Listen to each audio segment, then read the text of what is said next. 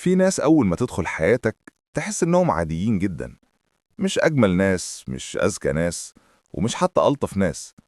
لكن الغريب إنهم بيفضلوا قاعدين في دماغك. تنام تفكر فيهم، تصحى على اسمهم، تراجع كلامهم، وتحلل نظراتهم، وتستنى منهم رسالة كأن روحك واقفة على زرار عندهم. والسؤال المرعب هنا مش هو إزاي حد يبقى مميز للدرجة دي. السؤال الحقيقي هو إزاي بعض الناس بيعرفوا يزرعوا نفسهم جواك من غير ما تحس. لأن التعلق نادراً بيبدأ بحب. التعلق غالباً بيبدأ باحتياج، والاحتياج نادراً بيتخلق لوحده. في الغالب حد بيصنعه.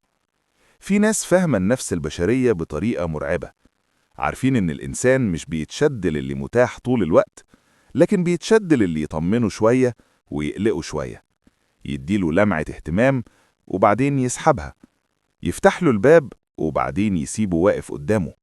والنتيجة إنك بدل ما تحبه بتبدأ تجري وراه. أيوة، وده الفرق اللي ناس كتير ما بتفهموش.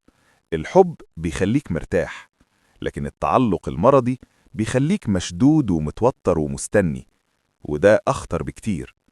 تعال أقولك الحقيقة اللي محدش بيحب يسمعها. أكتر ناس بتفضل علقة في قلوبنا مش دايما أحسن ناس، أحيانا بيبقوا أكتر ناس عرفوا يلعبوا صح. أول لعبة سودة بتحصل هي إن الشخص ده ما بيظهرش نفسه كل مرة واحدة.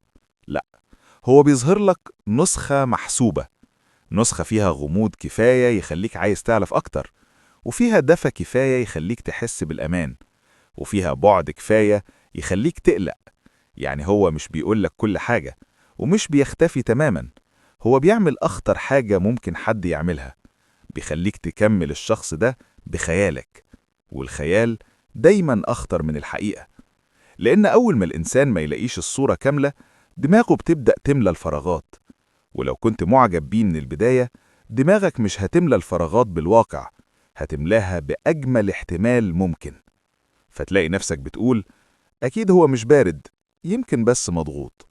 أكيد هو مهتم، بس مش بيعرف يعبر. أكيد اختفائه له سبب. وهنا تبدأ أول مرحلة من السقوط، إنك ما عدتش بتتعامل مع الشخص، إنت بقيت بتتعامل مع الفكرة اللي رسمتها عنه. وده السبب إن ناس كتير ما بتتعلقش بحد فعليا، هم بيتعلقوا بوهم صنعوه بنفسهم، وحد تاني ساعدهم يبنوه. تاني حركة سودة وأخطر بكتير هي الاهتمام المتقطع. ودي لو فهمتها هتفهم ليه في ناس بتسيب أثرها فيك أكتر من ناس كانت بتحبك بصدق. الاهتمام المتقطع معناه إن الشخص ما يديكش الحب بشكل ثابت.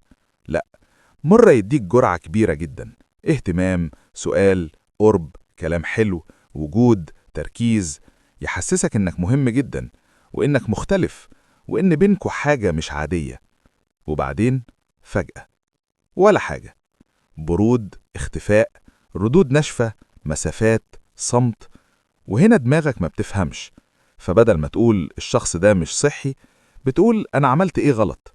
وهنا اللعبة تكسب، لأن أخطر نوع تعلق مش التعلق اللي بيجي من الراحة، لكن التعلق اللي بيجي من الحرمان بعد اللذة. يعني أنت دقت الإحساس، وشميت القرب، ولمست الاهتمام، وبعدين اتحرمته. فطبيعي جدا إنك تبدأ تطارده، مش لأنك بتحبه، لكن لأنك عايز ترجع الإحساس اللي اتاخد منك. وده بالظبط نفس المبدأ اللي بيخلي بعض الناس يدمنوا حاجات مؤذية في حياتهم، مش لأن الحاجة نفسها عظيمة، لكن لأن المخ اتعلم يربطها بالمكافأة المفاجأة. مرة يديلك، مرة يمنع، مرة يقرب، مرة يبعد، مرة يحسسك إنك أهم شخص، ومرة يحسسك إنك ولا حاجة. فتفضل عايش في حالة اسمها يمكن المرة الجاية يرجع زي الأول. ويمكن دي دمرت ناس أكتر من كلمة لأ. تالت طريقة بتخلي الشخص يعلقك بيه إنه يخليك تحس إنك شفت منه حاجة محدش شافها. ودي ضربة نفسية دقيقة جدا. لما حد يفتح لك جزء حساس منه، يحكي لك وجعه، خوفه، طفولته، كسرة حصلت له، أو حتى يقول لك جملة زي أنا مش بكون على طبيعتي مع أي حد. الجملة دي لوحدها بتعمل شغل مرعب، لأنها بتخليك تحس إنك مش مجرد حد، إنت بقيت استثناء. والإنسان بطبعه بيموت على فكرة إنه مميز، إنه مختلف، إنه شاف النسخة الأصلية من الشخص اللي قدامه، مش النسخة اللي الناس كلها بتشوفها. ومن هنا تبدأ المصيبة، إنك ما عدتش بس معجب بيه، إنت بقيت مستثمر عاطفيا فيه.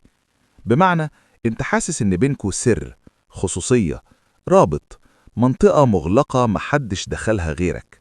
فلو الشخص ده بعد أو اختفى أو قلب عليك، إنت مش بس بتفقده، إنت بتحس إنك فقدت مكانتك الخاصة عنده، وده بيوجع أكتر بكتير من الفقد نفسه.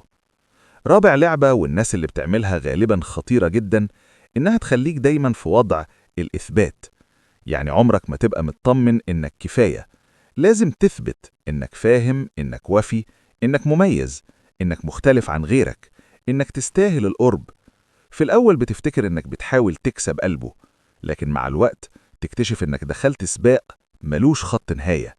كل شوية فيه اختبار جديد، كل شوية محتاج تطمنه، تستحمله، تستنى، تسامح، تعدي، تقدر ظروفه، تفهم صمته، تترجم بروده، وتدي أعذار أكتر ما بتاخد حقوق.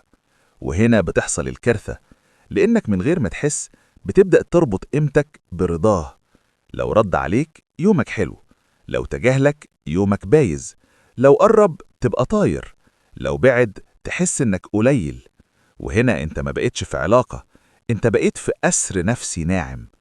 خامس نقطة، وهي من أحقر الحيل بصراحة، إن الشخص يخليك تحس إنك قريب جدا منه لكن مش ضامن حاجة. ودي منطقة مدمرة جدا، لأن الغموض العاطفي من أكتر الحاجات اللي بتولع المخ. يعني لا هو واضح ولا هو قافل، لا هو قالك أنا معاك ولا هو اختفى تماما. هو سايبك في المنطقة الرمادية، المنطقة اللي ما فيهاش إجابة واضحة، لكن فيها أمل كفاية يخليك ما تمشيش. والإنسان ممكن يستحمل الرفض أكتر بكتير مما يستحمل الاحتمال، لأن الرفض بيوجعك بس بيخلصك، إنما الاحتمال بيسيبك مفتوح، معلق، واقف على أطراف مشاعرك، لا قادر تدخل ولا قادر تطلع. وده سبب إن علاقات كتير جدا بتكسر ناس، مش لأنها كانت حب عظيم، لكنها كانت معلقة عمدا. سادس حاجة بقى، وهي الأخطر، إن الشخص بيعرف يخليك تربط وجوده بنسخة معينة منك. يعني إيه؟ يعني تحس إنك وإنت معاهم كنت أحلى، أخف، أجمد، أهدى، أجرأ، أو حتى أكتر حياة. فتبدأ ما تشتاق لهمش هم بس، أنت بتشتاق لنفسك وإنت معاهم. ودي ضربة من العيار التقيل، لأنك بعد كده كل ما تبعد تحس إن في حاجة منك ناقصة، إن الشخص ده مش بس كان موجود في حياتك، ده كان ماسك مفتاح شعور معين جواك. وساعتها التعلق بيبقى أعمق من مجرد شخص، بيبقى تعلق بإحساس، نسخة، مرحلة، روح معينة كنت بتحسها حواليه. وعشان كده ناس كتير بعد ما علاقة مؤذية تخلص ما بيبقوش مشتاقين للشخص فعلا، هم مشتاقين للوهم اللي كانوا بيعيشوه حواليه. بس هنا لازم نقف عند نقطة مرعبة جدا، مش كل اللي بيعملوا كده شياطين واعية. في ناس بتتلاعب وهم أصلا مكسورين، في ناس بيشدوا ويبعدوا لأنهم هم نفسهم عندهم خوف من القرب، في ناس بيعرفوا يعلقوا غيرهم لأنهم اتربوا على حب مش ثابت. يعني أحيانا الشخص اللي وجعك ما كانش بيخطط يدمرك، بس كان مؤذي من غير ما يكون متعالج. وده ما يبررش أذاه، لكنه يفسر. وفرق كبير جدا بين التفسير والتبرير، لأنك لو فهمت النقطة دي هتعرف إن مش كل شخص شدك كان حب حياتك، أحيانا كان جرح ماشي على رجلين. وأحيانا أنت ما كنتش واقع في شخص، أنت كنت واقع في نمط قديم جواك. يمكن لأنك من زمان متعود الحب بعدم الأمان، يمكن لأنك اتعودت تستنى، تستحق، تجري، تثبت، تخاف، فتلاقي نفسك بشكل غريب بتنجذب للي يكرر نفس الوجع. عشان كده أخطر سؤال مش هو إزاي أخلي حد يتعلق بيا، أخطر سؤال هو ليه أنا أصلاً بنجذب للي يخليني متعلق بيه بالشكل ده. لأن أول لحظة وعي حقيقية بتبدأ لما تبطل تبص للشخص اللي قدامك بس، وتبص كمان للجزء اللي جواك اللي كان مستعد يتعلق.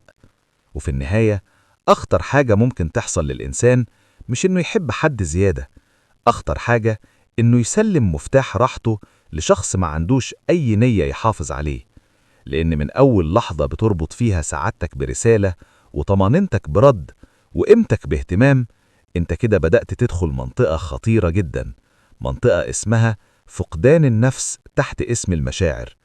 والكارثة إن ده ما بيحصلش مرة واحدة، ما بيجيش صوت عالي ولا إنذار واضح، بيحصل بهدوء جدا، حتة صغيرة كل يوم، تنازل صغير، سماح صغير، تفسير زيادة، استحمال زيادة، سكوت زيادة، لحد ما تكتشف فجأة إنك ما بقتش الشخص اللي دخل العلاقة دي من البداية. عشان كده مش كل حد شدك لازم تكمل معاه، ومش كل حد حرك فيك مشاعر قوية يبقى مناسب ليك.